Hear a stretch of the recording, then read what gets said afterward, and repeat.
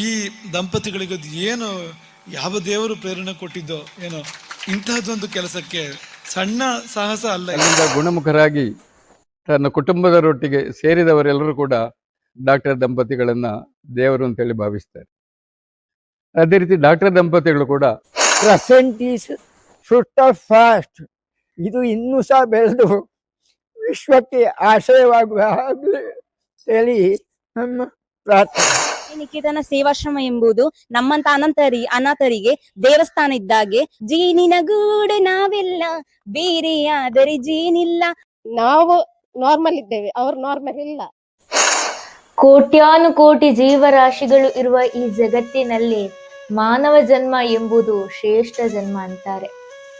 ಮನುಷ್ಯನಾಗಿ ಈ ಜಗತ್ತಿನಲ್ಲಿ ಹುಟ್ಟಿದ ನಾವುಗಳು ಪ್ರತಿಯೊಬ್ಬರು ನಿಜಕ್ಕೂ ಧನ್ಯರು. ಈ ಮನುಷ್ಯ ಜನ್ಮದ ಸಾರ್ಥಕತೆಯನ್ನ ಹಲವು ರೀತಿಯಲ್ಲಿ ಕಂಡುಕೊಳ್ಳಲು ಪ್ರಯತ್ನಿಸುತ್ತಾರೆ.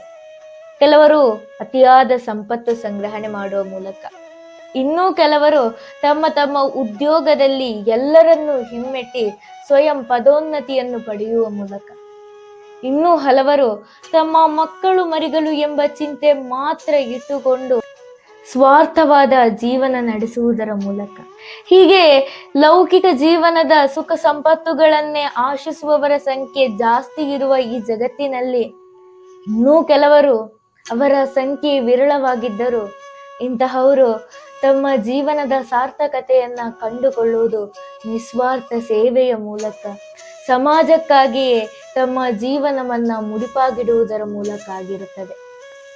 ಇಂತಹವರ ನಿಸ್ವಾರ್ಥ ಸೇವೆ ಹಲವರ ಬಾಳನ್ನ ಪ್ರತ್ಯಕ್ಷವಾಗಿಯೂ ಪರೋಕ್ಷವಾಗಿಯೂ ಹಸನ್ಮುಖಿಯನ್ನಾಗಿಸುತ್ತದೆ. ಹಲವು ಕುಟುಂಬಗಳಲ್ಲಿ ನಂದಾದೀಪವಾಗಿ ಬೆಳಗುತ್ತದೆ. ಇದು ಒಂದು ಸತ್ಯ. ಇಂತಹ ನಿಸ್ವಾರ್ಥ ಸೇವೆಯ ಮೂಲಕ ತಮ್ಮ ಜೀವನದ ಸಾರ್ಥಕತೆಯನ್ನ ಕಂಡುಕೊಳ್ಳುತ್ತಿರುವ ವೈದ್ಯ ದಂಪತಿಯರೇ ದೈಗೋಳಿ ಸಾಯಿ ಸೇವಾಶ್ರಮ ಟ್ರಸ್ಟ್ನ ಸ್ಥಾಪಕರಾದ ಡಾಕ್ಟರ್ ಉದಯ್ ಕುಮಾರ್ ನೂಜಿ ಹಾಗೂ ಡಾಕ್ಟರ್ ಶಾರದಾ ದಂಪತಿಯರು. ಒಳಗೆ ಹೊರಗೆ ಎಲ್ಲೆಡೆ ಪಸರಿಸಿರುವ ಆ ಪರಮಾತ್ಮ ಚೈತನ್ಯಕ್ಕೆ ಪ್ರಣಾಮಗಳು. ಅದೆಲ್ಲಿಯೋ ನಮ್ಮಲ್ಲಿ ಹರಿದಾಡಿದಾಗ ಇಂಥ ಒಳ್ಳೆ ಕೆಲಸಗಳನ್ನು ಮಾಡುವ ಬುದ್ಧಿ ಶಕ್ತಿ ನಮಗೆಲ್ಲ ಬರುವಂಥದ್ದು. ಯಾರು ಧೈರ್ಯ ಕೂಡ ಮಾಡಲಿಕ್ಕಿಲ್ಲ ಆ ಕೆಲಸ ಮಾಡಲಿಕ್ಕೆ. ಬೇಕಾದ್ರೆ ಅದಕ್ಕೆ ಕೊಟ್ಟು ಹೋಗ್ಬೋದು, ಆದರೆ ನಿಂತು ಸೇವೆ ಮಾಡಲಿಕ್ಕೆ ಯಾರು ಸಿದ್ಧ ಆಗಲಿಕ್ಕಿಲ್ಲ. ಅಂಥದ್ದೊಂದು ಕೆಲಸವನ್ನು ಈ ಧನ್ಯ ದಂಪತಿಗಳು ಮಾಡ್ತಾ ಬಂದಿದ್ದಾರೆ.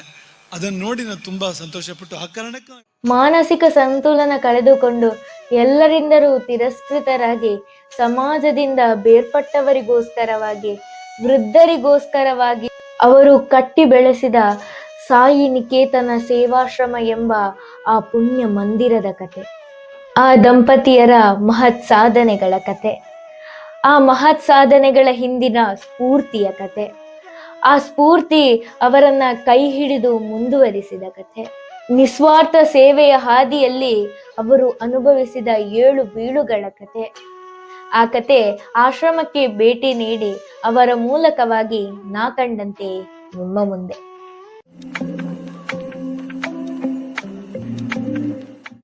ಕೇರಳದ ಮಂಜೇಶ್ವರ ತಾಲೂಕಿನ ವರ್ಕಾಡಿ ಕೊಡ್ಲಮುಗರು ಗ್ರಾಮದ ದೈಗೋಳಿ ಎಂಬ ಸ್ಥಳದಲ್ಲಿ 2007 ಮೇ 11ರಂದು ಈ ವೈದ್ಯ ದಂಪತಿಯರು ಒಂದು ಪುಟ್ಟ ಮಕ್ಕಳ ಅನಾಥಾಲಯವನ್ನು ಸ್ಥಾಪಿಸುವುದರೊಂದಿಗೆ ಈ ಸಂಸ್ಥೆಯನ್ನ ಹುಟ್ಟುಹಾಕುತ್ತಾರೆ.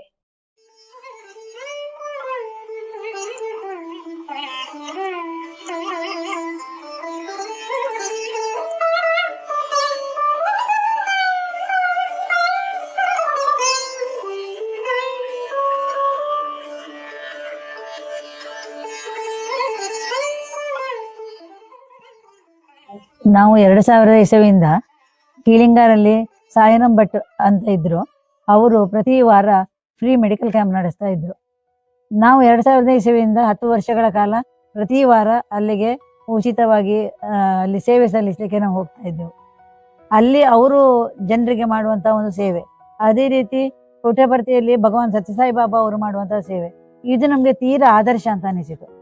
ಹಾಗಾಗಿ ನಾವು ಅವರಷ್ಟು ಮಾಡ್ಲಿಕ್ಕೆಲ್ಲ ಸಾಧ್ಯ ಇಲ್ಲ, ಆದ್ರೆ ಏನೋ ಒಂದು ಸಾಗರದ ಒಂದು ಅಣುವಿನಷ್ಟಾದ್ರೂ ನಾವು ನಮ್ಮಿಂದ ಆಗುವ ಸಹಕಾರವನ್ನು ಜನರಿಗೆ ನೀಡಬೇಕು. ಸಮಾಜದಿಂದ ನಾವು ಪಡ್ಕೊಂಡು ಉಪಕೃತರಾಗಿ ಜೀವನ ಮಾಡ್ತಾ ಇದ್ದೇವೆ. ಅದೇ ರೀತಿ ನಮ್ಮಿಂದ ಏನಾದ್ರೂ ಆಗುದನ್ನೊಂದು ಸಮಾಜಕ್ಕೆ ನೀಡಬೇಕು ಅಂತ ಹೇಳುವ ಒಂದು ಕಲ್ಪನೆ ನಮ್ಮಿಬ್ಬರಲ್ಲಿ ಕೂಡ ಇತ್ತು.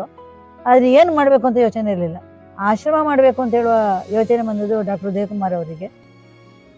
2004ರಲ್ಲಿ ನಾವು ಒಂದು ಅನಾಥಾಶ್ರಮವನ್ನು ಆರಂಭ ಮಾಡಬೇಕು ಅಂತ ನಿರ್ಧಾರ ಮಾಡಿದ್ದೆವು. ಆದರೆ ಅದು ಇನ್ನೂ ಕಾರ್ಯರೂಪಕ್ಕೆ ಬರಲಿಲ್ಲ.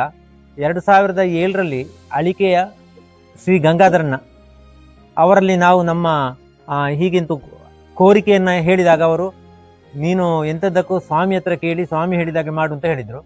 ಹಾಗೆ ನಾವು 2007 ಜನವರಿ 14ರಂದು ದಿವಂಗತ ಗಂಗಾಧರಣ್ಣ ಅವರೊಂದಿಗೆ ನಾವು ಪುಟ್ಟಭರ್ತಿಗೆ ಹೋದೆವು. 4 ದಿನ ಮೊದಲೇ ಹೋಗಿದ್ದೆವು. ನಾವು ಸ್ವಾಮಿಯ ಭೇಟಿಗಾಗಿ ಅಲ್ಲಿ ಅವರನ್ನು ಭೇಟಿ ಮಾಡಲು ಅವರ ಗಂಗಾಧರಣ್ಣ ಒಟ್ಟಿಗೆ ಕಾದು ಕುಳಿತಿದ್ದೆವು. 2007 ಜನವರಿ 14ರಂದು ಮಕರ ಸಂಕ್ರಾಂತಿ. ಆ ದಿವಸ ಕೂಡ ನಾವು ಕೊನೆಯ ದಿನ, ಇವತ್ತು ಭೇಟಿ ಆದರೆ ಮಾಡುದು, ಇಲ್ಲದ್ರೆ ಮನೆಗೆ ಹೋಗುವಂತ ನಿರ್ಧರಿಸಿದೆವು. ಆ ದಿವಸ ಸ್ವಾಮಿ ನಮ್ಮ ಹತ್ರ ಬಂದು ಅವರ ವೀಲ್ ಚೇರನ್ನು ನಿಲ್ಲಿಸಿದ್ರು. ಆಗ ನಾವೊಂದು ಪತ್ರ ಕೊಟ್ಟಿದ್ದೆವು. ಆ ಪತ್ರ ಕೊಟ್ಟು ಅದನ್ನು ನೋಡಿದ್ರು. ಅವರು ನೋಡಿ, ಸ್ವಾಮಿ ಆಶ್ರಮ ಒಂದು ಮಾಡಬೇಕು ಅಂತ ಆಸೆ ಇದೆ ಅಂತ ಹೇಳುವಾಗ ಸಂತೋಷ ಮಾಡು ಅಂತ ಹೇಳಿದರು. ಆ ಒಂದು ಆಶೀರ್ವಾದವೇ ನಮಗೆ ಇಷ್ಟರವರೆಗೆ ನಮ್ಮನ್ನು ಈ ಕೆಲಸದಲ್ಲಿ ಮುಂದುವರಿಸಲಿಕ್ಕೆ ಕಾರಣ ಆಯಿತು. ಸೊ ನಾವು ಈ ಯಾರನ್ನೋ ಕರ್ಕೊಂಡು ಬಂದು, ಅನಾಥರನ್ನ ಕರ್ಕೊಂಡು ಬಂದು ಸಾಕುವುದು ಅಂತ ಹೇಳುವಂತ ಒಂದು ವಿಚಾರ ಬಂದಾಗ ನಾನು ತುಂಬಾ ಹೆದರಿದ್ದೆ ಕೂಡ. ಕರ್ಕೊಂಡು ಬಂದ್ರೆ ಸಾಲದು, ಅವ್ರನ್ನ ಸರಿಯಾಗಿ ನೋಡಿಕೊಳ್ಳಿಕ್ಕೆ ಸಾಧ್ಯ ಆಗಬೇಕು ಅಂತ. ಹಾಗೆ ತುಂಬಾ ಯೋಚನೆ ಮಾಡ್ತಾ ಇದ್ದೆವು.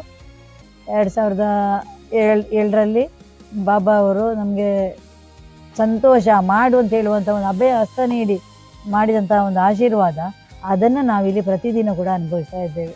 ಹಾಗೆ ಸ್ವಾಮಿಯ ಆಶೀರ್ವಾದ ಸಿಕ್ಕಿದ ಮೇಲೆ ನಮ್ಮ ಉತ್ಸಾಹ 100 ಮಡಿ ಆಯಿತು. ಹಾಗೆ 2007 ಮೇ 11ರಂದು ಒಂದು ಮಕ್ಕಳ ಅನಾಥಾಶ್ರಮವನ್ನು ಆರಂಭ ಮಾಡಿದೆವು. ಓಂ ಶ್ರೀ ಸಾಯಿರಾಮ್. ಕೋಟ್ಯಾಂತರ ವ್ಯಕ್ತಿಗಳ ಜೀವನವನ್ನು ಪರಿವರ್ತನೆ ಮಾಡಿದ ಆ ಮಹಾಶಕ್ತಿ ಭಗವಾನ್ ಶ್ರೀ ಸತ್ಯ ಸಾಯಿಬಾಬಾ. ಅವರಿಂದ ಪ್ರಭಾವಿತರಾಗಿ, ಅವರಿಂದ ಪ್ರೇರಿತರಾಗಿ, ಅವರಿಂದ ತನ್ನ ಜೀವನವನ್ನು ಪರಿವರ್ತನೆಗೊಳಿಸಿದ ಕೋಟ್ಯಾಂತರ ಮಂದಿ ಭಕ್ತರು ಇವತ್ತು ನಮ್ಮ ಎದುರಿದ್ದಾರೆ. ಇವತ್ತು ನಮ್ಮ ಊರಿನಲ್ಲಿ, ಕಾಸರಗೋಡು ಜಿಲ್ಲೆಯಲ್ಲಿ 4 ಜನ ಸ್ವಾಮಿಯ ಭಕ್ತರಂತೇಳಿ ಹೇಳಿಸಿಕೊಳ್ಳಿಕ್ಕೆ ಅರ್ಹರಾದವರನ್ನ ನಾವು ಕಾಣ್ತಾ ಇದ್ದೇವೆ. ಅದರಲ್ಲಿ ಅಗ್ರಗಣ್ಯರಾಗಿ ಪ್ರಮುಖರಾಗಿ ನಮಗೆ ಕಾಣ್ತಾ ಇರುವವರು ದೈಗೋಳಿಯ ಡಾಕ್ಟರ್ ಉದಯಕುಮಾರ್ ಹಾಗೂ ಡಾಕ್ಟರ್ ಶ್ರೀಮತಿ ಶಾರದಾ ಉದಯಕುಮಾರ್. ಆರಂಭದ ವರ್ಷ 9 ಮಕ್ಕಳಿದ್ದರು. ಮತ್ತಿನ ವರ್ಷ ಸಂಖ್ಯೆ ಹೆಚ್ಚಾದಾಗ ನಮಗೆ ಅಲ್ಲಿ ಸ್ಟಾಫಿಗೆ ಸಂಬಳ ಕೊಡಲಿಕ್ಕೆ, ಸ್ಟಾಫಿಗೆ, ಅಡಿಗೆಯವರಿಗೆ, ವಾರ್ಡನಿಗೆ ಹೀಗೆ ಸಂಬಳ ಕೊಡಲಿಕ್ಕೆ ಸ್ವಲ್ಪ ಕಷ್ಟವಾದ್ದರಿಂದ ಆ 14 ಮಂದಿಯನ್ನು ನಮ್ಮ ಮನೆಯ ಹಾಲಲ್ಲಿ ನಾವು 1 ವರ್ಷ ಸಾಕಿದೆವು. ನಾನು ಮತ್ತು ನನ್ನ ಶ್ರೀಮತಿ ಅವರಿಗೆ ಅಡಿಗೆ ಮಾಡಿ ಊಟ ಹಾಕೋದು, ಓದಿಸೋದು ಇಂಥದ್ದನ್ನು ಮಾಡಿ ಆ 1 ವರ್ಷ ಬಹಳ ಕಷ್ಟವಾಗಿತ್ತು ನಮಗೆ. ಆದರೂ ನಾವು ತಾಳ್ಮೆಯನ್ನು ಕಳ್ಕೊಳ್ಳಿಲ್ಲ. ಮುಂದೆ 2015ರಲ್ಲಿ ಪುನಃ ಅದೇ ಆಶ್ರಮಕ್ಕೆ, ಅದೇ ಬಿಲ್ಡಿಂಗ್ಗೆ ನಾವು ಶಿಫ್ಟ್ ಆದೆವು. ಆಗ ಕೇರಳ ಸರ್ಕಾರದ ಕಾನೂನಿಂದಾಗಿ ನಮಗೆ ಕೇರಳದ ಮಕ್ಕಳನ್ನು ಮಾತ್ರ ತಗೊಳ್ಬೇಕು ಎಂಬ ಒಂದು ಕಾನೂನು ಕೇರಳ ಸರ್ಕಾರ ಹೊರಡಿಸಿತ್ತು. ಸೊ ನಾವು ಈ ಮಕ್ಕಳ ಆಶ್ರಮವನ್ನು ನಿಲ್ಲಿಸುವುದೆಂದು ನಿರ್ಧಾರ ಮಾಡಿದೆವು. 2016ರಲ್ಲಿ ಬೇರೆ ಒಂದು 3-4 ಮಕ್ಕಳು ಉಳಿದವರು, ಅವರನ್ನು ನಾವು ಕರ್ನಾಟಕದ ಆಶ್ರಮಕ್ಕೆ ಸೇರಿಸಿದೆವು. ಒಬ್ಬ ಹುಡುಗ ಮಾತ್ರ, ಅವನಿಗೆ ಎಲ್ಲಿಯೂ ಆಗಲಿಲ್ಲ. ಹಾಗೆ ನಮ್ಮ ಮನೆಯಲ್ಲಿ 2022ರವರೆಗೆ ಅವರು ನಮ್ಮ ಮನೆಯಲ್ಲೇ ಓದಿ SSLC ಕಂಪ್ಲೀಟ್ ಮಾಡಿ ಈಗ ಬೇರೆ ಕಡೆ ಉದ್ಯೋಗ ಮಾಡ್ತಾ ಇದ್ದಾನೆ. ಸಮಾಜದಲ್ಲಿ ಯಾರಿಗೂ ಬೇಡದವರು ಯಾರಂತ ಹೇಳಿದ್ರೆ, ಬೀದಿಯಲ್ಲಿರುವಂತಹ, ಕೊಚ್ಚೆಗಳಲ್ಲಿರುವಂತಹ, ಬಸ್ ಸ್ಟ್ಯಾಂಡಲ್ಲಿ ಬಿದ್ದುಕೊಂಡಿರುವಂತಹ ಮಾನಸಿಕ ರೋಗಿಗಳು ಮತ್ತು ನಿರ್ಗತಿಗಳು, ಅಂಥವ್ರನ್ನ ನಾವು ಕರ್ಕೊಂಡು ಬಂದು ನೋಡುವ ಅಂತ ಹೇಳುವಂಥ ಒಂದು ಮನೋಭಾವ ನಮ್ಮಲ್ಲಿ ಬಂತು. ಹಾಗಾಗಿ ಮತ್ತು ಆಲೋಚನೆ ಮಾಡಿದರೆ ಗಂಡಸರಿಗಿಂತ ಹೆಚ್ಚು ರಕ್ಷಣೆ ಬೇಕಾದ ಹೆಂಗಸರಿಗೆ. ನಾವು ಹೆಂಗಸರು ಮಾನಸಿಕ ರೋಗಿಯಾಗಿದ್ದುಕೊಂಡು ಗರ್ಭಿಣಿಯರನ್ನು ಕೂಡ ಕಂಡಿದ್ದೇವೆ. ಅಂಥ ಪರಿಸ್ಥಿತಿಯಲ್ಲಿ ಹೆಂಗಸರಿಗೆ ಹೆಚ್ಚು ಅವಶ್ಯಕತೆ ಇದೆ ಅಂತ ಹೇಳ್ಕೊಂಡು 2014ರಲ್ಲಿ ಒಂದು 4 ಜನ ನಿರ್ಗತಿಕ ಮಾನಸಿಕ ರೋಗಿಗಳಾದಂಥ ಹೆಂಗಸರನ್ನು ಕರ್ಕೊಂಡು ಬಂದು ಈ ಮಾನಸಿಕ ಪುನರ್ವಸತಿ ಕೇಂದ್ರವನ್ನು ಮಹಿಳೆಯರಿಗಾಗಿ ಅಂತ ಪ್ರಾರಂಭ ಮಾಡಿದ್ದೆ. ಆಮೇಲೆ ಜನ ಜಾಸ್ತಿ ಆಯಿತು. 4 ಇದ್ದದ್ದು 1 ವರ್ಷ ಆಗೋ 10 ಆಯಿತು. ಅಷ್ಟೊತ್ತಲ್ಲಿ ಎಷ್ಟೊಂದು ಕಡೆ ನಮಗೆ ಗಂಡಸರು ಕೂಡ ಕಾಣಲಿಕ್ಕೆ ಶುರುವಾಯಿತು ಮತ್ತು ಬೇರೆಯವರು ಕೂಡ ಅಲ್ಲೊಬ್ಬರಿದ್ದಾರೆ ಇಲ್ಲೊಬ್ಬರಿದ್ದಾರೆ ಅಂತ ಹೇಳಲಿಕ್ಕೆ ಶುರುವಾಯಿತು. ಸೊ ಗಂಡಸರಿಗೆ ನಮಗೆ ಇದರಲ್ಲಿ ಮಾಡಲಿಕ್ಕೆ ಅವಕಾಶ ಇಲ್ಲ. ಹಾಗಾಗಿ ಮತ್ತೇನು ಮಾಡಿದೆವು, ಇದರ ಪಕ್ಕದಲ್ಲಿ ಒಂದು 5 ಮನೆಗಳು ನಾವು ಬಾಡಿಗೆ ಕೊಡಲಿಕ್ಕೆ ಅಂತೇಳಿ ಮಾಡಿದ ಮನೆಗಳಿತ್ತು. ಆ ಮನೆಗಳನ್ನು ಉಪಯೋಗಿಸಿಕೊಂಡು ಅದರಲ್ಲಿ ಗಂಡಸರ ಸೆಕ್ಷನ್ ಅನ್ನ ಪ್ರಾರಂಭ ಮಾಡಿದೆವು. 2016 ಮತ್ತು 2017ರಲ್ಲಿ ಹೆಂಗಸರು ಮತ್ತು ಗಂಡಸರಿಗಾಗಿ ಮಾನಸಿಕ ಪುನರ್ವಸತಿ ಕೇಂದ್ರ ಪ್ರಾರಂಭ ಆಯಿತು. ನಾವು ಈ ಪೇಷಂಟ್ಗಳನ್ನು ಎಲ್ಲಿಂದ ತರ್ತೇವೆ ಅಂದರೆ, ಮಾರ್ಗದಲ್ಲಿ ತಿರುಗಾಡುತ್ತಿರುವ ಮಾನಸಿಕ ರೋಗಿಗಳು ಹಲವು ಸಲ ತುಂಬ ಅಗ್ರೆಸಿವ್ ಆಗಿರ್ತಾರೆ. ಅವರ ಕೈಯಿಂದ ಉಗಿಸಿಕೊಳ್ಳುವುದು, ಪೆಟ್ಟು ತಿನ್ನುವುದು, ಇಂಥ ಅನುಭವವೂ ಇದೆ ನಮಗೆ. ಅಂತೂ ನಮ್ಮ ಟೀಮ್ ಇದೆ, ಹೋಗಿ ನಾವು ಅವರನ್ನು ತಂದು, ಕೆಲವು ಸಲ ಅಗ್ರೆಸಿವ್ ಇದ್ದಾಗ ಅವರನ್ನು ಕಟ್ಟಿ ತಂದು ಗಾಡಿಯಲ್ಲಿ ಹಾಕಿ ಪೊಲೀಸ್ ಸ್ಟೇಷನಲ್ಲಿ ಎಂಟ್ರ್ ಮಾಡಿಸಿ ನಾವು ಇಲ್ಲಿಗೆ ತರ್ತೇವೆ. ತಂದ ಮೇಲೆ ಇಲ್ಲಿ ಮಾಮೂಲು ಈ ಮೊದಲು ಹೇಳಿದಂತೆ ಅವರಿಗೆ ಚಿಕಿತ್ಸೆಯನ್ನು ಆರಂಭಿಸ್ತೇವೆ. ಹಲವು ರೋಗಿಗಳು ತುಂಬ ಅಗ್ರೆಸಿವ್ ಇದ್ದವರು ಇಲ್ಲಿ ಒಂದು ಟ್ರೀಟ್ಮೆಂಟಲ್ಲಿ ಮತ್ತು ಇಲ್ಲಿನ ರಿಹ್ಯಾಬಿಂದಾಗಿ 1 ತಿಂಗಳಲ್ಲಿ ಸುಮಾರು 60% ಮಾಮೂಲು ಸ್ಥಿತಿಗೆ ಬರ್ತಾರೆ. ಇದನ್ನು ನಾವು ಸ್ವಾಮಿಯ ಗ್ರೇಸ್ ಅಂತೇವೆ. ಅಂದರೆ ಇದು ನಮಗೆ ತುಂಬ ಸಂತೋಷ ಕೊಡುವಂದರೆ ಸ್ವಾಮಿಯ ಬ್ಲಿಸ್ ಇಲ್ಲಿ ಸಾಯಿಬಾಬರ ಒಂದು ಪ್ರೇರಣೆ. ಎಷ್ಟೋ ಬಾರಿ ನಮಗೆ ಇಂಥವರು ಗುರುಗಳು, ನಮಗೆ ಇಂಥವರು ದೇವರು, ಇಂಥವ್ರು ನಮಗೆ ಆದರ್ಶ ಅಂತೆಲ್ಲ ನಾವು ಹೇಳ್ತೇವೆ, ಅವ್ರನ್ನ ಎತ್ತಿ ಹಿಡಿತೇವೆ, ಎಲ್ಲ ಮಾಡ್ತೇವೆ. ಅವರು ಯಾವುದಕ್ಕೋಸ್ಕರ ಜೀವನ ಮಾಡಿರ್ತಾರೋ, ಜೀವನ ಇಡೀ ಯಾವುದನ್ನು ಮಾಡ್ತಾ ಬಂದಿರ್ತಾರೋ, ಯಾವುದಕ್ಕೆ ಅವರು ಪ್ರಸಿದ್ಧರೋ, ಯಾವುದು ಅವರಿಗೆ ತುಂಬ ಪ್ರಿಯವೋ, ಜೀವನಾಡಿಯೋ ಅಂಥದ್ದನ್ನು ಮಾಡಿದರೆ ಅವರಿಗೆ ನಿಜವಾದ ಪೂಜೆಯನ್ನು, ನಿಜವಾದ ಸೇವೆಯನ್ನು ಮಾಡಿದಂತೆ ಆಯಿತು. ಏನಾದರೂ ಅವರ ಜೀವನದ ಆದರ್ಶ ಯಾವುದಿದೆಯೋ, ಅವರು ನೀಡಿದ ಸಂದೇಶ, ತತ್ವ ಯಾವುದಿದೆಯೋ ಅದನ್ನು ಅನುಷ್ಠಾನಕ್ಕೆ ತರಬೇಕು. ಆ ಮಾನಸಿಕ ರೋಗಿಗಳನ್ನು ನಾವು ಮಾರ್ಗದಿಂದ ಕರೆತಕೊಂಡು ಬಂದ ನಂತರ ಅವರನ್ನು ಪ್ರಪ್ರಥಮವಾಗಿ ಶುಚಿತ್ವ, ಸ್ನಾನ, ಶೇವಿಂಗ್ ಇಂಥದ್ದನ್ನು ಮಾಡಿಸಿ ಬೇರೆ ಬಟ್ಟೆಗಳನ್ನು, ಶುಚಿಯಾದ ಬಟ್ಟೆಗಳನ್ನು ಕೊಟ್ಟು ಅವರಿಗೆ ಆಹಾರವನ್ನು ಕೊಟ್ಟಾಗ ಅವರು ಸ್ವಲ್ಪ ಕಾಮಾಗ್ತಾರೆ. ನಂತರ ಅವರನ್ನು 3 ದಿನ ಒಂದು ಸೆಲ್ಲಲ್ಲಿ ಕೂಡಿ ಹಾಕ್ತೇವೆ. ಆಗ ನಾವು ನಮ್ಮ ಸ್ಟಾಫ್ನವರು ಅದನ್ನು ಅಬ್ಸರ್ವ್ ಮಾಡ್ತಾರೆ, ಅವರದ್ದು ಆ್ಯಟಿಟ್ಯೂಡ್ಸ್ ಮತ್ತು ಅವರ ಗುಣ ಲಕ್ಷಣಗಳು ಹೇಗಿವೆ ಅಂತ. ನಂತರ ಅದನ್ನು ನೋಟ್ ಮಾಡಿ ನಮ್ಮ ಸೈಕ್ಯಾಟ್ರಿಸ್ಟ್ಗೆ ಹೇಳ್ತೇವೆ. ಡಾಕ್ಟರ್ ರಾಜೇಶ್ ಅಂತ ಅವರು ನಾವು ಪೇಷಂಟನ್ನು ಮಂಗಳೂರಿಗೆ ಕರ್ಕೊಂಡು ಹೋಗ್ತೇವೆ ಅಥವಾ ದೇರ್ಲಗಟ್ಟೆಗೆ. ಇಲ್ಲೇ ಇದ್ರೆ ನಾವು ಅವರನ್ನು ವಿಡಿಯೋ ಕಾಲ್ ಮಾಡಿ ಹೀಗಿದ್ದಾರೆ ಅಂತ ಹೇಳಿದಾಗ ಅವರದಕ್ಕೆ ಟ್ರೀಟ್ಮೆಂಟ್ ಸ್ಟಾರ್ಟ್ ಮಾಡ್ತಾರೆ. ತುಂಬ ಅಗ್ರೆಸಿವ್ ಇದ್ದಲ್ಲಿ ನಾವು ಆಸ್ಪತ್ರೆಗೆ ಅವರನ್ನ ಅಡ್ಮಿಟ್ ಮಾಡಬೇಕಾಗ್ತದೆ. ನಂತರ ಟ್ರೀಟ್ಮೆಂಟ್ ಮುಂದುವರಿದ ಹಾಗೆ ಅವರು ಸಹಜ ಸ್ಥಿತಿಗೆ ನಿಧಾನವಾಗಿ ಬಂದ ಮೇಲೆ ಅವರು ತಮ್ಮ ವಿಳಾಸವನ್ನು ತಿಳಿಸ್ತಾರೆ.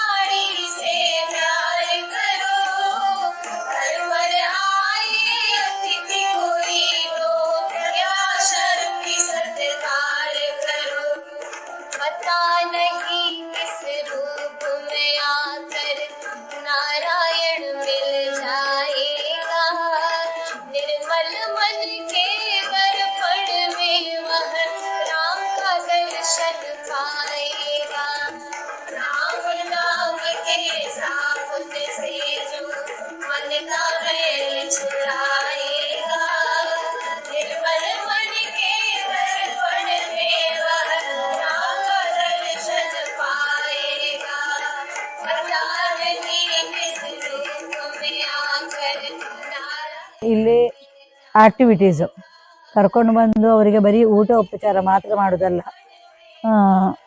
ಬಂದ ಕೂಡಲೇ ಒಂದ್ಸಲ ಶುರುವಿಗೆ ಅವ್ರನ್ನ ಕಂಪ್ಲೀಟ್ ತರೋ ಚೆಕಪ್ ಮಾಡಿಸ್ತೇವೆ. ಬ್ಲಡ್ ಟೆಸ್ಟ್ ಆಗಿರ್ಬೋದು, ಅಥವಾ ಏನಾದರೂ ಬೇರೆ ಸಮಸ್ಯೆಗಳಿದ್ರೆ ಅದಕ್ಕೆ ಬೇಕಾದ ಸ್ಕ್ಯಾನಿಂಗು ಅಥವಾ ಎಂಥ ಅಗತ್ಯ ಉಂಟೋ ಅದನ್ನು ಮಾಡೋದಾಗಿರ್ಬೋದು, ಗಾಯ ಇದ್ರೆ ಅದಕ್ಕೆ ಔಷಧಿ ಮಾಡಿ ಅದನ್ನು ಗುಣ ಮಾಡೋದಾಗಿರ್ಬೋದು, ಇಂಥದ್ದನ್ನೆಲ್ಲ ಮಾಡಿಕೊಂಡು ತಜ್ಞ ವೈದ್ಯರಿಂದ, ಫಿಸಿಷಿಯನು ಮತ್ತು ಸೈಕ್ಯಾಟ್ರಿಸ್ಟ್ ಇಬ್ಬರ ಹತ್ರ ಕಡ್ಡಾಯವಾಗಿ ತೋರಿಸ್ತೇವೆ. ಅವರ ಸಲಹೆ ಮೇರೆಗೆ ಅವರಿಗೆ ಸರಿಯಾದ ಟ್ರೀಟ್ಮೆಂಟನ್ನು ಕೊಡುವಂಥದ್ದು.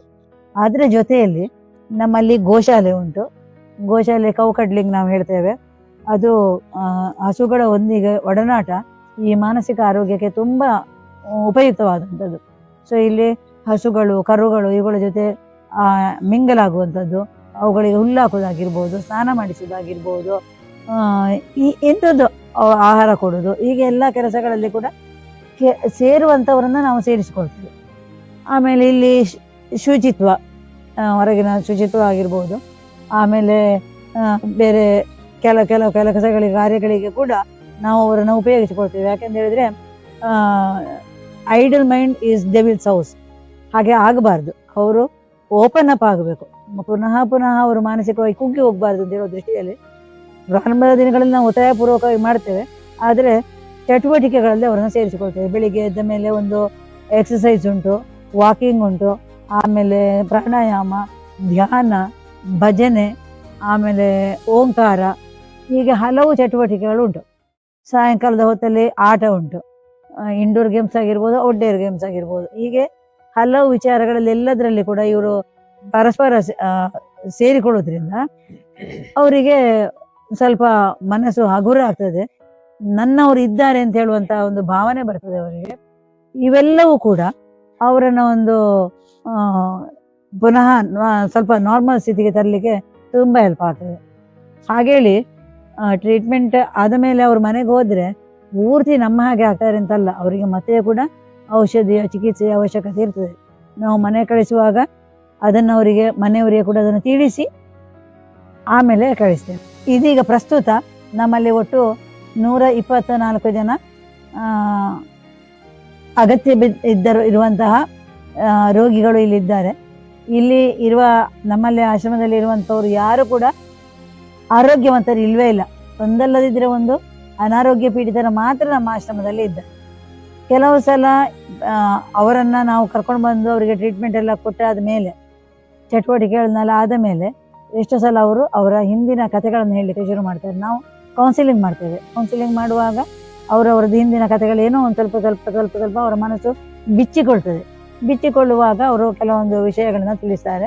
ಅದನ್ನೇ ಹಿಡ್ಕೊಂಡು ನಾವು ಅವರ ಅಡ್ರೆಸ್ ಏನಾದ್ರು ಪತ್ತೆ ಮಾಡ್ಲಿಕ್ಕೆ ಆಗ್ತದ ಅಂತ ಟ್ರೈ ಮಾಡ್ತೇವೆ. ಕೆಲವು ಸಲ ತಾಲೂಕಿನವರಿಗೆ, ಕೆಲವು ಸಲ ಗ್ರಾಮದವರೆಗೆ ಎಲ್ಲ ಹೋಗ್ತದೆ. ಮನೆಯವರ ಬಗ್ಗೆ ಕೆಲವು ಮಾಹಿತಿ ಹೇಳ್ಬೋದು ಅವರು. ಸೊ ಅಂಥದ್ರಲ್ಲಿ ಅದನ್ನ ಹಿಡ್ಕೊಂಡು ಆ ಊರಿನ ಪೊಲೀಸ್ ಸ್ಟೇಷನ್ಗೆ ಫೋನ್ ಮಾಡಿ ಅವರ ವಿಳಾಸ ಪತ್ತೆ ಹಚ್ಚುವ ಪ್ರಯತ್ನ ಮಾಡುವಂಥದ್ದು. ಇದನ್ನು ಮಾಡಿ ಆಮೇಲೆ ಮನೆಯವರನ್ನ ಮಾತಾಡಿಸಿ ಮತ್ತೆ ಅವರನ್ನು ಪುನಃ ಅವರ ಮನೆಗೆ ಕಳಿಸುವಂತ ವ್ಯವಸ್ಥೆ. ಎಲ್ಲ ಕಡೆ ನಮ್ಗೆ ಉತ್ತರ ಭಾರತದ ಎಷ್ಟೊಂದು ಭಾಷೆಗಳು ನಮ್ಗೆ ಮಾತಾಡ್ಲಿಕ್ಕೆ ಬರುವುದಿಲ್ಲ. ಹಿಂದಿ ಮಾತ್ರದಲ್ಲಿ ಗ್ರಾಮ್ಯ ಭಾಷೆಗಳು ನಮ್ಗೆ ಬರುವುದಿಲ್ಲ. ಆಗ ನಾವೆಂತ ಮಾಡ್ತೇವೆ, ಮುಂಬೈಯಲ್ಲಿ ಶ್ರದ್ಧಾ ರಿಹ್ಯಾಬಿಲಿಟೇಷನ್ ಸೆಂಟರ್ ಅಂತ ಒಂದಿದೆ. ಅಲ್ಲಿ ಅವರು ಇಂತಹ ಮಾನಸಿಕ ಪುನರ್ವಸತಿಯಲ್ಲಿ ಹುಷಾರಾದಂಥವ್ರನ್ನ ಅವರ ಮನೆ ಕಳಿಸುವ ವ್ಯವಸ್ಥೆಯನ್ನು ಅವ್ರು ಮಾಡ್ತಾರೆ. ಸೊ ನಾವೇನ್ ಮಾಡ್ತೇವೆ, ಅವರನ್ನು ಕಾಂಟ್ಯಾಕ್ಟ್ ಆಗ್ತೇವೆ. ಅವರು ಇಲ್ಲಿಗೆ ಬಂದು ಬೇರೆ ಬೇರೆ ಭಾಷೆಗಳನ್ನ ಅವರು ಮಾತಾಡಿ ಇವರ ಬಗ್ಗೆ ಮಾಹಿತಿ ತಿಳ್ಕೊಂಡು ಮತ್ತೆ ಅವರ ಒಂದು ಕಾಂಟ್ಯಾಕ್ಟ್ ಅಲ್ಲಿ ಅವರನ್ನ ಮನೆ ಕಳಿಸುವಂತ ವ್ಯವಸ್ಥೆ ಮಾಡ್ತಾರೆ. ಇಷ್ಟರವರೆಗೆ 2016ರಿಂದ ಈಗ 25 ಮುಗಿತು, 26 ಶುರುವಾಯಿತು. 276 ಜನರನ್ನು ನಾವು ಅವರ ಮನೆಗಳಿಗೆ ಪುನಃ ಕಳಿಸಿದ್ದೇವೆ. ಅದೊಂದು ನಮ್ಗೆ ತುಂಬಾ ಖುಷಿಯಾದ್ರು. ಇಲ್ಲಿ ಅತ್ಯಂತ ಸಂತೋಷ ಹಾಗೂ ನಮಗೆ ಸಿಗುವ ಕ್ಷಣ ಅಂದ್ರೆ ಆ ಪೇಷಂಟ್ಗಳು ತಮ್ಮ ಮನೆಯವರೊಂದಿಗೆ ಸೇರಿದಾಗ, ಅವರು ಮತ್ತೆ ಅವರ ಮನೆಯವರು ಸೇರಿದಾಗ ಅವರಲ್ಲಿ ಉಂಟಾಗುವ ಭಾವುಕ ಕ್ಷಣ, ಅದು ನಮಗೆ ಅವರು ಹಾಕುವ ಕಣ್ಣೀರು, ಸಂತೋಷ, ಸಂತಸದ ಅಳು, ಸಂತಸದ ನಗು ಎಲ್ಲ ಬಹಳ ಖುಷಿ ಕೊಡ್ತದೆ. ನಾವು ಮಾಡಿದ ಕೆಲಸಕ್ಕೆ ಸಾರ್ಥಕತೆಯನ್ನು ನಾವು ಕಾಣ್ತೇವೆ. ಅಲ್ಲಿ ನಮಗೆ ಯಾವ ತೊಂದರೆ, ನಮ್ಮ ಆಶ್ರಮದಲ್ಲಿ 24 ಸ್ಟಾಫ್ಗಳಿದ್ದಾರೆ. ಅದರಲ್ಲಿ ಇವರನ್ನ ಆರೈಕೆ ಮಾಡುವವರು, ಮತ್ತೆ ಕೌನ್ಸಿಲಿಂಗ್ ಮಾಡುವವರು, ನರ್ಸಸ್, ಸೈಕ್ಯಾಟ್ರಿಸ್ಟ್ ಎಲ್ಲರೂ ಸೇರಿ ಅವರು ಎಲ್ಲ ಅವರ ಸಹಕಾರದಿಂದ ಇದು ನಡೆಯುವುದು. ಇದು ಒಬ್ಬೊಬ್ಬರ ಇಬ್ಬರ ಪ್ರಯತ್ನ ಅಲ್ಲ, ಇದು ಎಲ್ಲರ ಟೀಮ್ ವರ್ಕ್ ಇಂದಾಗಿ ನಾವು ಈ ಕೆಲಸದಲ್ಲಿ ಸಕ್ಸಸ್ ಅನ್ನು ಕಾಣ್ತೇವೆ. ಸಾಯಿರಾಮ್, ನಾನು ಈ ಆಶ್ರಮದಲ್ಲಿ ಡ್ರೈವರ್ ಆಗಿ ದುಡಿತಿದ್ದೇನೆ. ಪೇಷಂಟ್ಗಳನ್ನು ರೆಸ್ಕ್ಯೂ ಮಾಡುವಾಗ ಒಂದು ಅನುಭವವೇ ಬೇರೆ ಆಗ್ತದೆ. ಖುಷಿ, ಅವರ ಒಂದು ವರ್ತನೆ ನೋಡುವಾಗ ಒಮ್ಮೆ ಹೆದರಿಕೆ ಆದರೂ ಮತ್ತೆ ಅವರೊಂದು ಜೀವನದಲ್ಲಿ ಒಳ್ಳೆಯದಾಗ್ತಾರಲ್ಲ ಅಂತ ಖುಷಿ ಆಗ್ತದೆ. ಎಲ್ಲರಿಗೂ ನಮಸ್ತೆ. ನನ್ನ ಹೆಸರು ಹರ್ಷಿತಾ. ನಾನಿಲ್ಲಿ ಸೈಕ್ಯಾಟ್ರಿಕ್ ಸೋಷಿಯಲ್ ವರ್ಕರ್ ಆಗಿ ವರ್ಕ್ ಮಾಡ್ತಾ ಇದ್ದೇನೆ. ಅಂದ್ರೆ ಇವರ ಜೊತೆ ಸೆಟ್ ಆಗಿದ್ದೇವೆ ನಾವು. ಎಲ್ಲರೂ ಕೇಳ್ತಾರೆ ನಮಗೆ, ನಿಮಗೆ ಹೇಗಾಗ್ತದೆ, ನಿಮಗೆ ಭಯ ಆಗುದಿಲ್ವಾ, ಅವರು ಹೊಡಿತಾರೆ ಮತ್ತೆ ಬೈತಾರೆ, ನಿಮಗೆ ಭಯ ಆಗುದಿಲ್ವಾ ಅಂತ ಕೇಳ್ತಾರೆ. ಆಗ ನಾವು ಇಲ್ಲ, ಇವರ ಜೊತೆ ನಾವು ಸೆಟ್ ಆಗಿದ್ದೇವೆ, ನಮಗೆ ಅಡ್ಜಸ್ಟ್ ಆಗಿದ್ದೇವೆ. ಅವರೇ ಪ್ರೀತಿಯಿಂದ ಒಮ್ಮೆ ಬೈದ್ರು ಕೂಡ ಮತ್ತೆ ಅವರೇ ಬಂದು ಸಮಾಧಾನದಿಂದ ಮಾತಾಡ್ತಾರೆ. ಹಾಗೆ ಮ್ಯಾನೇಜ್ಮೆಂಟ್ ಕೂಡ ಹಾಗೆ ತುಂಬಾ ಸಪೋರ್ಟಿವ್ ಆಗಿದೆ. ನಮಸ್ತೆ, ನನ್ನ ಹೆಸರು ಅರ್ಪಿತಾ ಅಂತ ಹೇಳಿ. ನಾನು ಇಲ್ಲಿ ವರ್ಕ್ ಮಾಡುವಂತದ್ದು ಈಗ 4 ವರ್ಷ ಆಯ್ತು ವರ್ಕ್ ಮಾಡುವಂತದ್ದು. ಇನ್ಮೇಸ್ ಜೊತೆ ನಮಗೆ ನಿಂಗಲ್ ಆಗ್ಬೇಕಾದ್ರೆ ತುಂಬಾ ಸ್ವಲ್ಪ ಕಷ್ಟ ಆಗ್ತದೆ. ಅವ್ರ ಜೊತೆ ಇದು ಏನು ಅವ್ರ ಜೊತೆ ಮಾತಾಡ್ಬೇಕು, ಇದಾಗ್ಬೇಕು ಅಂದ್ರೆ ಸ್ವಲ್ಪ ಅವ್ರು ಅಗ್ರೆಸಿವ್ ಆಗ್ತಾರೆ. ನಾವು ಅವ್ರ ಜೊತೆ ಅಗ್ರೆಸಿವ್ ಆಗ್ಬಾರ್ದು. ಅಂದ್ರೆ ನಾವು ಅವ್ರಿಗೆ ತುಂಬಾ ಪ್ರೀತಿ ಕೊಟ್ರೆ ಅವ್ರು ನಮಗೆ ಇನ್ನೂ ತುಂಬಾ ಪ್ರೀತಿ ಕೊಡ್ತಾರೆ. ಮತ್ತೆ ಒಂದು ಇನ್ಸಿಡೆಂಟ್ ಅಂತ ಹೇಳ್ತೇನೆ ನಾನೀಗ. ಅಂದ್ರೆ ಫಸ್ಟ್ ನಾನು ಇಲ್ಲಿ ಜಾಯಿನ್ ಆದ ಟೈಮ್ ಅಲ್ಲಿ ಒಂದು ಅಡ್ಮಿಷನ್ ಆಗಿತ್ತು. ಅಂದ್ರೆ ಅವರು ತುಂಬಾ ಇದು ವೈಲೆಂಟ್ ಆಗಿದ್ರು. ನಾನು ಅನ್ಕೊಂಡಿದ್ದೆ ಈ ಪೇಷಂಟ್ ನಮಗೆ ಬೇಕಾ, ಏನೋ ನಮ್ಮಿಂದ ಆಗ್ಬೋದಾ ಇವರನ್ನು ಇದ್ ಮಾಡ್ಲಿಕ್ಕೆ ಅಂತ ಹೇಳಿ. ಆದ್ರೆ ಹೋಗ್ತಾ ಹೋಗ್ತಾ ನಮಗೆ ತುಂಬಾ ಇದ್ ಮಾಡ್ಲಿಕ್ಕೆ ಹೋಗ್ದು. ಅಂದ್ರೆ ತುಂಬಾ ನಾನು ಅವರನ್ನೇ ಈಗ ಏನಾದ್ರೂ ಕೆಲ್ಸಕ್ಕೆ ಏನಾದ್ರೂ ಇದ್ರೆ ನಾನು ಅವರನ್ನೇ ಜಾಸ್ತಿ ಕರೆಯುವಂತದಿಲ್ಲ. ಅಂದ್ರೆ ಅವರು ಯಾವ್ದು ಕೆಲ್ಸಕ್ಕಾದ್ರೂ ರೆಡಿ ಇರ್ತಾರೆ. ಅಕ್ಕ ನಾನು ಬರ್ತೇನೆ ನಿಮ್ಮೊಟ್ಟಿಗೆ, ನಿಮಗೆ ನಾನು ಹೆಲ್ಪ್ ಮಾಡ್ತೇನೆ, ಸಹಾಯ ಮಾಡ್ತೇನೆ, ನಮಗಿಂತ ಮುಂದೆ ಅವರು ಇರ್ತಾರೆ. ನನ್ನ ಹೆಸರು ಅಮಿತಾ ಅಂತ. ನಾನು ಸ್ಟಾಫ್ ನರ್ಸ್ ಆಗಿ ಕಳೆದ 3 ವರ್ಷಗಳಿಂದ ಇಲ್ಲಿ ಸೇವೆ ಸಲ್ಲಿಸ್ತಾ ಇದ್ದೇನೆ. ಕೆಲವು ನಮ್ಮ ಈಚಿನವರು ನೋಡ, ನಮ್ಮ ತಂಗಿ ಆಗಿರ್ಬಹುದು, ಅವರು ಅಕ್ಕನೇ ಆಗಿರ್ಬಹುದು, ಆ ತರ ಪ್ರೀತಿ ಕೊಡ್ತಾರೆ. ನಮ್ಮಿಂದ ಕೆಲವು ತಪ್ಪಾಗ್ತದೆ, ನಾವು ಸಹ ಅವರಿಗೆ ಕ್ಷಮೆ ಕೇಳ್ತೇವೆ. ಅವರಿಂದ ತಪ್ಪಾಗೋ ಅವರು ಬಂದು ಕ್ಷಮೆ ಕೇಳ್ತಾರಲ್ಲ, ಆವಾಗ ನಮ್ಗೆ ಸಹ ತುಂಬಾ ಬೇಜಾರಾಗ್ತದೆ. ನಾವು ನಾರ್ಮಲ್ ಇದ್ದೇವೆ, ಅವರು ನಾರ್ಮಲ್ ಇಲ್ಲ. ಅವರು ನಮ್ಮ ಹತ್ರ ಕ್ಷಮೆ ಕೇಳುವಾಗ ನಮಗೆ ತುಂಬಾ ನೋವಾಗ್ತದೆ. ಅವರು ಹುಷಾರಾಗಿ ಮನೆಗೆ ಹೋಗುವಾಗ ನಮ್ಮ ಕಣ್ಣಲ್ಲಿ ಸಹ ನೀರು ಬರ್ತದೆ. ಅವರನ್ನು ನಾವು ಮನೆಗೆ ಕಳಿಸ್ಲೇಬೇಕು, ಯಾಕಂದ್ರೆ ಅವ್ರ ಫ್ಯಾಮಿಲಿ ಒಟ್ಟಿಗೆನೆ ಸಹ ಇರ್ಬೇಕು ಅಂತ ಆ ಮೂಮೆಂಟ್ ಅಲ್ಲಿ ತುಂಬಾ ಬೇಜಾರಾಗ್ತದೆ. ಅವ್ರ ಮನೆಗೆ ಹೊರಡುವಾಗ ಇಲ್ಲಿ ಅವರಿಗೆ ನಾವು ಗೇಮ್ಸ್ ಎಲ್ಲ ಮಾಡ್ತೇವೆ, ಅವರು ನಲಿವಾಗ ನಮಗೆ ಸಹ ಖುಷಿ ಆಗ್ತದೆ. ಅವರೊಟ್ಟಿಗೆ ನಲಿವಾಗ ಅವರು ಸಹ ನಮ್ಮ ಮನೆಯವರು ನಮ್ಮ ಜೊತೆ ಈಗ ಡ್ಯಾನ್ಸ್ ಮಾಡ್ತಿದ್ರೆ ಏನೋ ಗೊತ್ತಿಲ್ಲ, ನಮ್ಮ ಅಕ್ಕ ತಂಗಿ ಅವರು ಇರುವಾಗ ಕೆಲವರ ಟ್ಯಾಲೆಂಟ್ ಗಳನ್ನು ನೋಡುವಾಗ ಈ ತರ ಆದ್ರಲ್ಲ ತುಂಬಾ ಬೇಜಾರಾಗ್ತದೆ. ಅವರ ಈ ಲೈಫ್ ಅಲ್ಲಿ ಈ ತರ ಆದ್ರಲ್ಲ ಅಂತ. ಮತ್ತೆ ಅವರು ಪುನಃ ಅದೇ ಸ್ಟೇಜಿಗೆ ಬರುವಾಗ ತುಂಬಾ ಖುಷಿ ಆಗ್ತದೆ. ನಮಗೆ ಸಮಾಧಾನ, ನಾವು ಮಾಡಿದ ಟ್ರೀಟ್ಮೆಂಟ್ ಗೆ ಅದಕ್ಕೆ ಬೇಕಾದ ಸಕ್ಸಸ್ ನಮ್ಮಲ್ಲಿ ಸಿಕ್ಕಿತು, ನಮಗೆ ಸಮಾಧಾನ ಇರ್ತದೆ. ಅದುವೇ ನಮ್ಮನ್ನು ನಿರಂತರವಾಗಿ ನಾವು ಈ ಆಶ್ರಮ ಮಾಡುವಾಗ ಈ ಬಿಲ್ಡಿಂಗ್ ಅನ್ನು ಕಟ್ಟಿದಾಗ ಕೂಡ ಈ ಕೆಳಗಿನ ಗ್ರೌಂಡ್ ಫ್ಲೋರ್ ಆದಾಗ ನಾವು ಗ್ರಹಿಸಿದೆವು ನಮ್ಮ ಜೀವಮಾನದಲ್ಲಿ ಇದಾಯ್ತಂತ. ಆದರೆ ಅದು ಮುಂದುವರಿಯಿತು. ಜಾಗ ಜಾಸ್ತಿ ಬೇಕಾಯಿತು, ಏನೋ ಕೈಯಲ್ಲಿ ಇದ್ದದ್ದು ಇಲ್ಲದ್ದು ಅಂತ ಹೇಳಿಕೊಂಡು ಅದನ್ನು ಕಟ್ಟಬೇಕು ಅಂತ ಹೇಳುವ ಮನೋಭಾವ ಬಂತು. ಹೊರಟಾಗ ನಮ್ಗೆ ದೇವರು ಸಮಾಜದಿಂದ ದಾನಿಗಳನ್ನ ಕಳುಹಿಸಿ ಇಲ್ಲಿ ಆರ್ಥಿಕತೆ ಉಂಟಾಗುವ ಹಾಗೆ ಮಾಡಿದ್ರು. ಅದೇ ಮುಂದುವರಿಯಿತು. ಈಗ ಮತ್ತೆ ಹೆಂಗಸರಿಗೆ ಪ್ರತ್ಯೇಕವಾದ ಬೇಕೇ ಬೇಕು, ಇಲ್ಲದಿದ್ರೆ ಅವರಿಗೆ ಸೇಫ್ಟಿ ಇರುವುದಿಲ್ಲ. ಸೊ ಅದಕ್ಕೋಸ್ಕರ ಅದನ್ನು ಮಾಡ್ಲಿಕ್ಕೆ ಕೂಡ ಹಾಗೆ ಇದರ ಪಕ್ಕದ್ದೇ ಜಾಗ ಸಿಕ್ಕಿತು, 1 ಕಾಲು ಎಕರೆ ಜಾಗ ಸಿಕ್ಕಿತು. ಅದನ್ನು ಪರ್ಚೇಸ್ ಮಾಡಿದೆವು. ಅಲ್ಲಿ ಕಟ್ಟಡವನ್ನು ಕಟ್ಟಲಿಕ್ಕೆ ಮಾಡಿದೆವು. ಆದರೆ ಅದು ಸ್ವಲ್ಪ ಸುದೀರ್ಘವಾಗಿ ನಡೀತಾ ಇದೆ. 2022 ಏಪ್ರಿಲಲ್ಲಿ ಪ್ರಾರಂಭವಾದ ಕಟ್ಟಡ ನಿರ್ಮಾಣ ಈಗ 2026 ಏಪ್ರಿಲ್ 24ಕ್ಕೆ ಲೋಕಾರ್ಪಣೆ ಆಗ್ಲಿಕ್ಕೆ ಹೊರಟಿದೆ. ಸೊ ಇಲ್ಲಿ ಕೂಡ ಹಾಗೆ ಕೆಲಸ ಎಷ್ಟು ತ್ವರಿತಗತಿಯಲ್ಲಿ ಹೋಗ್ತಾ ಇದೆಯೋ ಅಷ್ಟು ನಮ್ಗೆ ಆರ್ಥಿಕ ಸಹಕಾರ ಕೂಡ ಜನರಿಂದ ಬರ್ತಾ ಇದೆ. ಅದು ನಾನು ಇದನ್ನು ಹೇಗೆ ಅರ್ಥ ಮಾಡಿಕೊಳ್ತೇನೆ ಅಂತಂದ್ರೆ, ನಾವು ಎಲ್ಲಿ ನಿಸ್ವಾರ್ಥವಾಗಿ ಜನಪ್ರವಾದ ಕಾರ್ಯವನ್ನ ಮಾಡ್ತೇವೋ ಅಲ್ಲಿಗೆ ಭಗವಂತನ ಅನುಗ್ರಹ ಹಾಗೂ ಸಮಾಜದ ಸಹಕಾರ ನಮ್ಗೆ ಯಾವತ್ತೂ ಇರ್ತದೆ ಅಂತ. ಇದು ಎಲ್ಲರಿಗೂ ಕೂಡ ಈ ವಿಷಯ ಅನ್ವಯ ಅಂತ. ಸಾಯಿ ನಿಕೇತನ ಸೇವಾಶ್ರಮ ಎಂಬುದು ನಮ್ಮಂತ ಅನಾಥರಿಗೆ ದೇವಸ್ಥಾನ ಇದ್ದಾಗೆ. ಅದೇ ನಮಗೆ ಕಣ್ಣಿಗೆ ಕಾಣುವ ದೇವರಂದ್ರೆ ಉದಯ್ ಕುಮಾರ್ ಡಾಕ್ಟರ್ ಅಣ್ಣವು, ಶಾರದಮ್ಮನು ನಮಗೆ ಕಣ್ಣಿಗೆ ಕಾಣುವ ದೇವರಂದ್ರೆ. ಈಗಿನ ಕಾಲದಲ್ಲಿ ಪ್ರತಿಯೊಬ್ಬರು ಇನ್ನೂ ಹಣ ಮಾಡ್ಬೇಕಂತ ಇನ್ವೆಸ್ಟ್ ಮಾಡುದೇ ಮಾಡುದು. ಆದ್ರೆ ನಮ್ಮ ಉದಯಣ್ಣ ಡಾಕ್ಟರ್ ಅಣ್ಣ ಮತ್ತು ಡಾಕ್ಟರ್ ಅಮ್ಮ ನಮಗೋಸ್ಕರ, ನಮ್ಮಂತ ಅನಾಥರಿಗೋಸ್ಕರ ಅವರ ಹಣವನ್ನೆಲ್ಲ ಅವರ ಜೀವನದ ಬೆವರೇ ನಮಗಾಗಿ ದಾರಿ ದೀಪವಾಗಿಟ್ಟಿದ್ದಾರೆ. ಅದಲ್ಲದೆ ಇನ್ನೊಂದು ಹೇಳ್ಬೇಕಾದ್ರೆ, ನಾವೆಷ್ಟು ಖುಷಿಯಲ್ಲಿದ್ದಾರೆ ಅಂದ್ರೆ ಇಲ್ಲಿ ಸ್ಟಾಫಿನವರು ನಮ್ಮನ್ನ ಚಂದ ನೋಡ್ತಾ ಇದ್ದಾರೆ. ನಮಗೆ ಆಕ್ಟಿವಿಟೀಸ್ ತುಂಬಾ ಉಂಟು, ಡ್ಯಾನ್ಸ್, ಪದ್ಯ, ಯಾವ್ದು ಬೇಕಾದ್ರೆ ಹೇಳುವ. ಮತ್ತೆ ನಾನು ನನ್ನ ಕಥೆ ಹೇಳ್ಬೇಕಂದ್ರೆ, ನನ್ನ ಅಮ್ಮ ತೀರಿ ಹೋಗಿ ಆದ್ರೂ ಅವರೇ ಹೇಳಿದ್ರು ಸಾಯಿ ನಿಕೇತನ ಸೇವಾಶ್ರಮ ಉಂಟು, ಅಲ್ಲಿಗೆ ಹಾಕಿ ನೋಡುವ, ಅಲ್ಲಿಗೆ ಹಾಕಿದ್ರೆ ಅವಳು ನಿಜವಾಗಿ ಹುಷಾರಾಗುವಳಂತ. ಈಗ ನಾನು ಡಾಕ್ಟರ್ ಅಣ್ಣ ಡಾಕ್ಟರ್ ಅಮ್ಮ ಹಾಗೆ ಇಲ್ಲಿಯ ಸ್ಟಾಫಿನ ಪ್ರಕಾರ ತಕ್ಕ ಮಟ್ಟಿಗೆ ಹುಷಾರಾಗಿದ್ದೇನೆ ಅಂತ ಅಲ್ಲ, ಒಳ್ಳೆ ಹುಷಾರಾಗಿದ್ದೇನೆ. ಇನ್ನು ಮನೆಗೆ ಕಳಿಸ್ತಾರೆ, ಅದು ನಂಗೆ ತುಂಬಾ ಖುಷಿ ಉಂಟು. ಹಾಗೆ ಹೇಳ್ಬೇಕಂದ್ರೆ ಇಲ್ಲಿಯ ಸ್ಟಾಫಿನವರು ನಮ್ಮನ್ನು, ಈಗ ನಾವು ಒಂದೇ ಜೇನಿನ ಗೂಡು ನಾವೆಲ್ಲ ಬೇರೆಯಾದರೆ ಜೇನಿಲ್ಲ, ಒಂದೇ ಕುಟುಂಬದಾಗಿ ಪ್ರತಿಯೊಬ್ಬರ ಜೀವನದ ಕಥೆ ಹೇಳಿದ್ರೆ ದೊಡ್ಡದುಂಟು.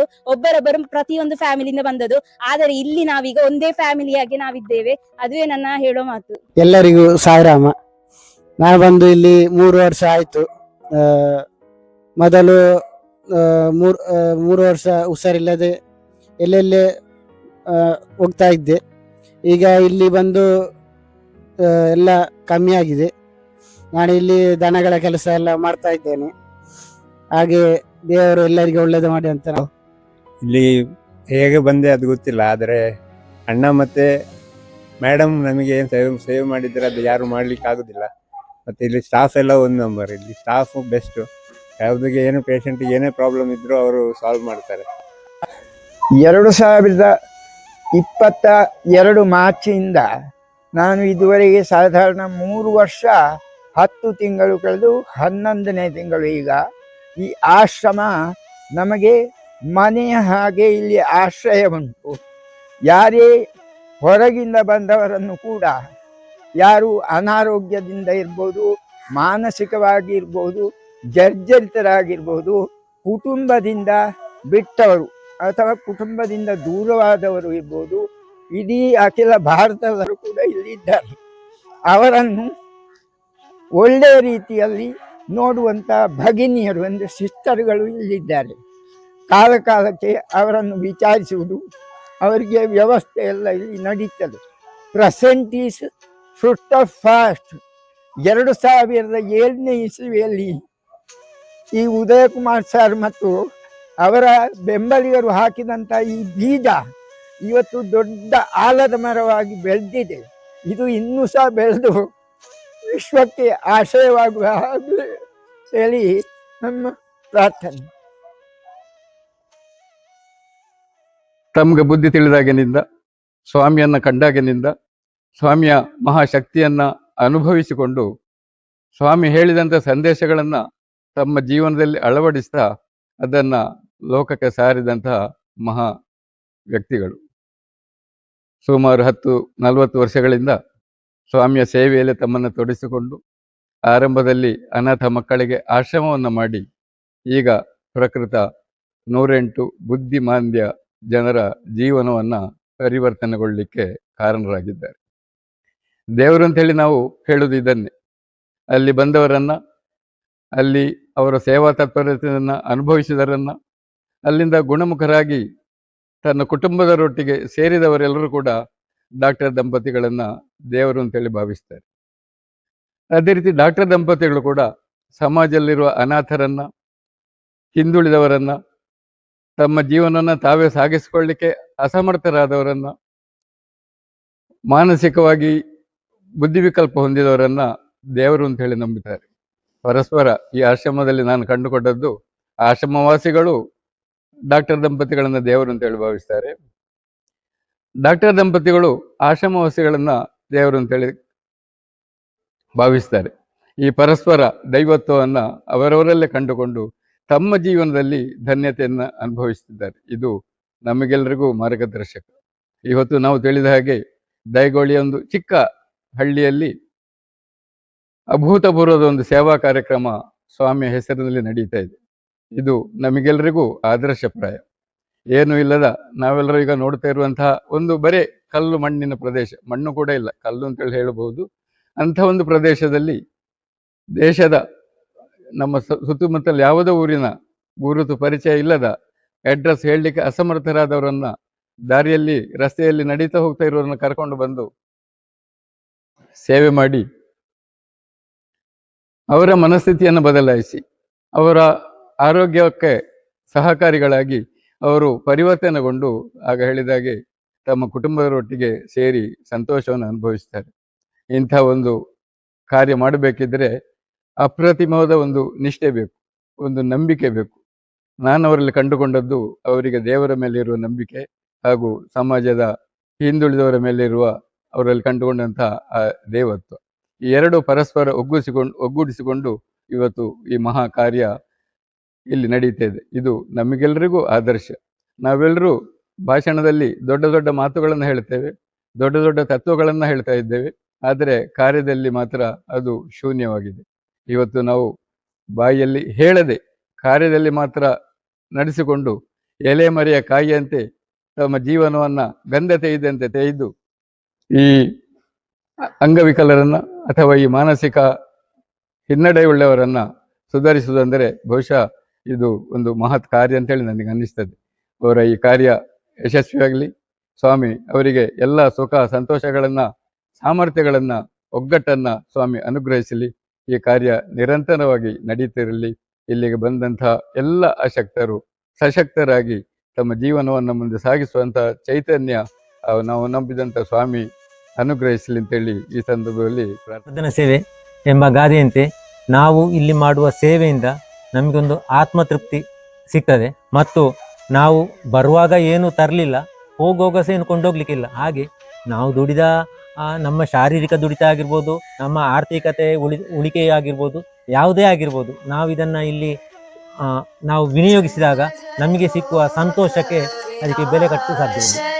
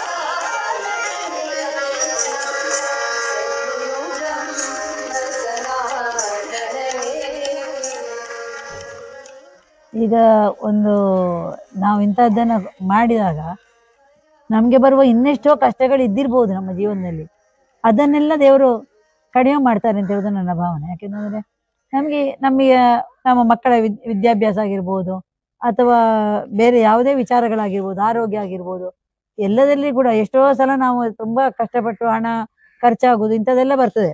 ಆದರೆ ಅದನ್ನೆಲ್ಲ ದೇವರು ನಮಗೆ ಕಮ್ಮಿ ಮಾಡ್ತಾರೆ. ನಾವು ದುಡಿದದನ್ನು ಹೀಗೆ ಇಂಥದಕ್ಕೆ ಉಪಯೋಗಿಸಿದ್ರೆ ನಮ್ಮ ಉಳಿದ ಕಷ್ಟಗಳು ಕಮ್ಮಿ ಆಗ್ತವೆ ಅಂತ. ಇಲ್ಲಿ ರೋಗಿಗಳು ಚೆನ್ನಾಗಿ ಆಗ್ತಾ ಇದ್ದಾರೆ ಅಂತ ಹೇಳಿದ್ರೆ ಅದರಲ್ಲಿ ಬಹುದೊಡ್ಡ ಪಾಲು ನಮ್ಮ ಸ್ಟಾಫ್ಗಳದ್ದು. ಯಾಕೆಂತಂದ್ರೆ ಅವರನ್ನು 24 ಗಂಟೆ ಕೂಡ ಅವರ ಶುಶ್ರೂಷೆ, ಅವರೊಂದಿಗೆ ಇರುವಂತಹದ್ದು ಅವರ ಒಂದು ಸೇವಾ ಮನೋಭಾವದಿಂದಲೇ ಇಲ್ಲಿ ಇವರ ಆರೋಗ್ಯದಲ್ಲಿ ಉತ್ತಮವಾದಂತಹ ಒಂದು ಬೆಳವಣಿಗೆಯನ್ನು ಕಾಣಲಿಕ್ಕೆ ನಮ್ಗೆ ಸಾಧ್ಯ. ಅದಕ್ಕೆ ನಾವು ಎಲ್ಲ ಸಿಬ್ಬಂದಿ ವರ್ಗದವರಿಗೂ ಕೂಡ ತುಂಬಾ ಆಭಾರಿಗಳಾಗಿದ್ದೇವೆ. ನಮ್ಮ ಈ ಹೊಸ ಕಟ್ಟಡದ ಪಕ್ಕದಲ್ಲಿ ನವಚೇತನ ಕೇರ್ ಸೆಂಟರ್ ಅಂತ ಬೆಂಗಳೂರಿನ ಒಂದು ಬಯೋಟೆಕ್ ಪ್ರತಿಷ್ಠಿತ ಕಂಪನಿ ಅವರು ಇಲ್ಲಿ ನಮ್ಗೊಂದು 3,400 ಸ್ಕ್ವೇರ್ ಫೀಟಿನ ಒಂದು ಕಟ್ಟಡವನ್ನು ನಿರ್ಮಾಣ ಮಾಡಿ ಕೊಟ್ಟಿದ್ದಾರೆ. ಅಲ್ಲಿ ನಾವು ಬೆಡ್ ರಿಡನ್ ಪೇಷಂಟ್ಸ್ ಅನ್ನ ಅಥವಾ ಜೀವನದ ಅಂತಿಮ ಹಂತದಲ್ಲಿ ಏನು ಕಷ್ಟಪಡ್ತಾ ಇದ್ದಾರೋ ಅಂಥವರನ್ನ ನಾವಿಲ್ಲಿ ನೋಡಿಕೊಳ್ತೇವೆ. ಅವರಿಗೆ ಒಂದು ಬೇಕಾದಂತಹ ಆತ್ಮೀಯವಾದ ಒಂದು ವಾತಾವರಣವನ್ನು ಕಲ್ಪಿಸಿ ಜೀವನದ ಕೊನೆಯ ಗಳಿಗೆಗಳು ಆದಷ್ಟು ಕಡಿಮೆ ಕಷ್ಟದಲ್ಲಿ ಹೋಗುವಂತೆ ಮಾಡುವಂತ ಒಂದು ಪ್ರಯತ್ನ ನಮ್ಮದು. ಮುಂದೆ ನಾವು ಈಗ ಇರುವ ಗೋಶಾಲೆಯನ್ನ ವಿಸ್ತೃತವಾದ ಜಾಗಕ್ಕೆ ಸ್ಥಳಾಂತರಿಸಬೇಕೆಂಬ ಯೋಚನೆಯಲ್ಲಿದ್ದೇವೆ. ಯಾಕೆಂದ್ರೆ ಈಗಾಗಲೇ ಒಂದು 32 ಹಸುಗಳಿವೆ. ಇವುಗಳಿಗೆ ಸಾಕಷ್ಟು ಜಾಗ ಕೂಡ ಇಲ್ಲಿಲ್ಲ. ಮತ್ತೆ ಅದು ಶಾಸ್ತ್ರೀಯವಾಗಿ ಗೋಶಾಲೆಯನ್ನು ಕಟ್ಟಲಿಲ್ಲ ನಾವು. ಮುಂದೆ ಒಂದು ಆರ್ಥಿಕವಾಗಿ ಸುದೃಢವಾದಾಗ ನಾವು ಒಂದು ಗೋಶಾಲೆಯನ್ನ ಉತ್ತಮವಾದ ರೀತಿಯಲ್ಲಿ ಮಾಡಬೇಕು ಅಂತ ಒಬ್ಬ ಯೋಚನೆ ಇದೆ. ಮತ್ತು ಭವಿಷ್ಯದಲ್ಲಿ ವಿಭಿನ್ನ ಚೇತನ ಮಕ್ಕಳ ಒಂದು ಶಾಲೆಯನ್ನ ಮಾಡಬೇಕು ಅಂತ ಒಂದು ಯೋಚನೆ ಮಾಡಿದ್ದೇವೆ. ಗೊತ್ತಿಲ್ಲ, ದೇವರು ಅದಕ್ಕೆ ನಮಗೆ ಶಕ್ತಿ ಕೊಟ್ಟರೆ ಅದನ್ನು ಮಾಡ್ತೇವೆ. ಇಲ್ಲಿ ನಡೀತಾ ಇರುವ ಕಾರ್ಯ ಅದು ಅದು ದೈವಿ ಕಾರ್ಯ ಅಂತ ಹೇಳ್ಬೋದು.